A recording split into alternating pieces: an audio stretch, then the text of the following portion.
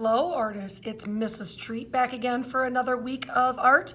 Today we're going to be talking about the element of art, space. Now oftentimes when we think of space, not outer space, but we're talking about space as in distance between you to me, or in a landscape, maybe it's something that's close to us versus something that's far away. And there's a lot of different ways to show that, whether that's overlapping or placement on the page, or size and detail change and so on. But there's another type of space that we often don't talk much about, and that is positive versus negative space. Now, what does that mean? Well, I just grabbed one of my stories off of my shelf, and I'm just gonna show you some images, and I'm gonna explain to you the difference between positive and negative space.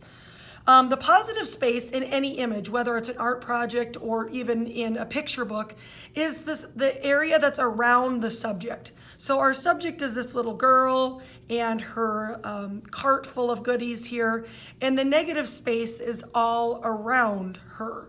So if we were to flip in and look at more pictures, we see our people, and again, it's kind of the same thing. The negative space is what's going on like around the legs and around the character, the subject matter versus what's going on, the air behind them or so on. So you can see, same thing, positive space is the subject and the negative space is what's happening around it. So today we're gonna do a little bit of a play with positive and negative space.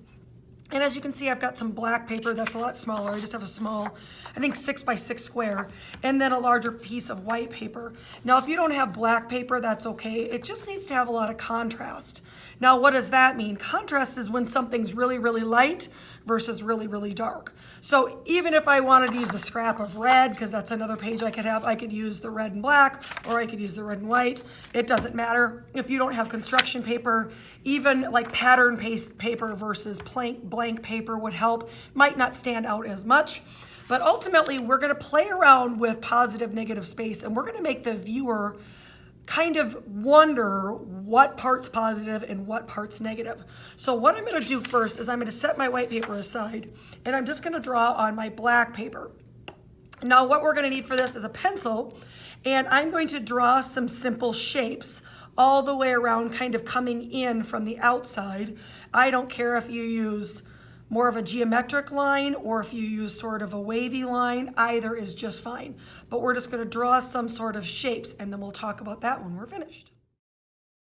Okay, as you can see, I've just drawn some random shapes, making sure they always connect to the outer edge. Again, if you did something more geometric, that's fine too, but they all have to connect to the outside. Then we're going to be taking our scissors, and we're actually going to be cutting these out and sort of placing it together like a puzzle. So if you would, grab a scissors and let's go ahead and get these cut out.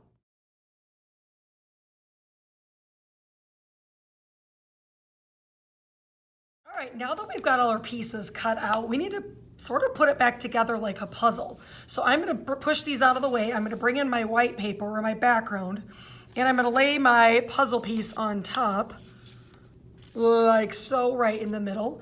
And now I'm going to put it back together like, whoops, wow.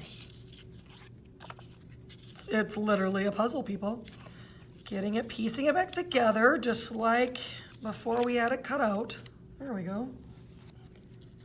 All right, so it's nothing exciting yet, but now we're going to take our glue stick or our glue, and we're actually going to take each piece and we're going to be flipping them out and lining them up right up against. As you can see, it's going to be sort of a reverse of itself all the way around. I'm just going to flip these out. They actually even fall off the page. They don't quite fit, because obviously a 6x6 square, once you start popping these shapes out, spill off the page. So if I had a bigger paper, I would do it, but I'm not too worried about it. And now you can see the play on positive versus negative space, because it's kind of a little bit of an optical illusion as to what is what where. So now I'm going to get my glue stick and I'm going to glue everything down how we see it. Let's see how it turns out in the end.